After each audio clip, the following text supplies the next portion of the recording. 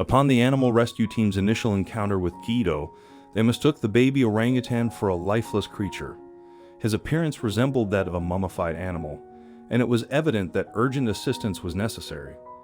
Regrettably, the nearest veterinary clinic was situated 9 hours away. Despite the rescuers' uncertainty about his survival, they had to do everything within their power to aid him. International Animal Rescue is a non-profit organization with goals of saving animals in the wild from inhumane and life-threatening situations all over the world. From the UK, IAR has teams located in India, Malta, and Indonesia, where they rescue and rehabilitate animals. Little Guido was found by the team in Indonesia. The team was informed that there was a baby orangutan in the West Borneo village of Merawat that needed their help, but it was over 100 miles from the rehab center in Ketapang. It appeared that the chief of the village bought Guido as a pet, which meant his mother had most likely been killed by the poachers or took him. According to IAR's website, the animal rescuers had encountered similar situations before, or so they believed. Upon arriving at the village, they spotted a little orangutan confined to a cardboard box in a resident's yard. It was a sweltering day, and the creature had no shelter to protect him from the heat. He appeared lifeless, lying still with his arms folded across his chest. The baby was almost completely hairless, and his skin had turned gray and flaky. The rescue team interviewed the villagers and discovered that the baby orangutan had been purchased for less than $30 and was being fed only condensed milk. Furthermore, Guido had been lying in a urine-soaked box, and it was evident that his life was rapidly slipping away.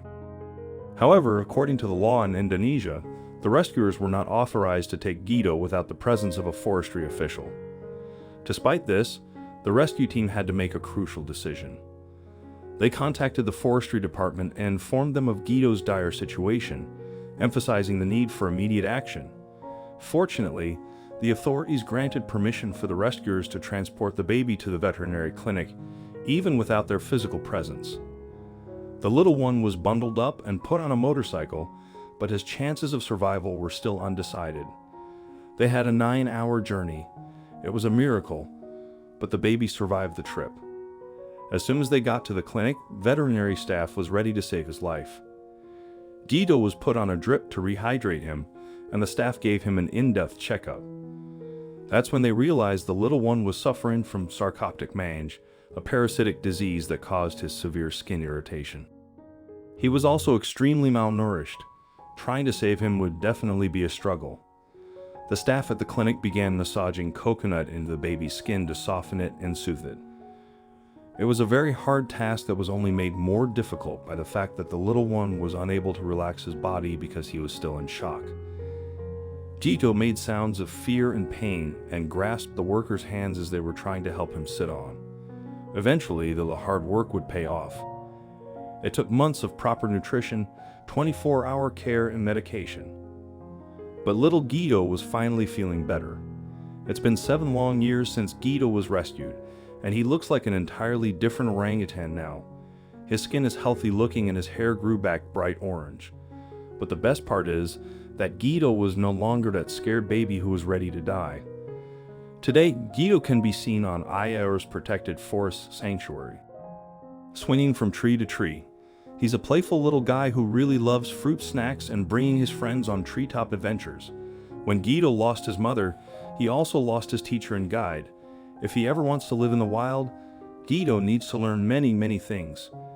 The Orangutan Rehabilitation Program at IAR helps teach orphan orangutans the skills they need to survive in the wild. The first 5 or 6 years of an orangutan's life are spent with their mother, learning how to build nests and forage. The caretakers of the IAR take on that responsibility. Luckily, Guido seems to learn rather quickly. He's learning fast. Currently on his list to learn is how to forage the forest for food. Then after that, it'll be how to make a nest for the night, said IAR's communications manager, Liz Key. Guido will have to remain at the center for a few years before he'll be ready for evaluation to be released into the wild. But he's not the only one taking this road. IAR has had a rapid increase in the amount of orphan orangutans that need protection and help. There are plenty of things causing this, but the biggest factor is the increasing loss of their habitat. Indonesia is a developing nation, so their industry is growing, which in turn has led to huge effects of deforestation. Regrettably, the production of palm oil has triggered a harrowing chain of events in Indonesia. The massive deforestation that results from the industry has decimated vast areas of rainforest. Moreover, the destruction has led to an increase in wildfires, further exacerbating the loss of the orangutan's natural habitat. As a result, orangutans have been forced to relocate closer to human settlements, making them more vulnerable to poaching. Now, all species of orangutans are facing an existential threat. The orangutan is the sole great ape native to Asia, and their very survival is at risk due to the effects of economic development. Just a century ago, over 230,000 orangutans were thriving in Southeast Asia. Unfortunately, today, only approximately 20% of that number remains. Environmentalists emphasize that consumers must take action to halt this decline. To combat the problem, they urge the public to purchase only palm oil-free products or those certified by the Roundtable on Sustainable Palm Oil.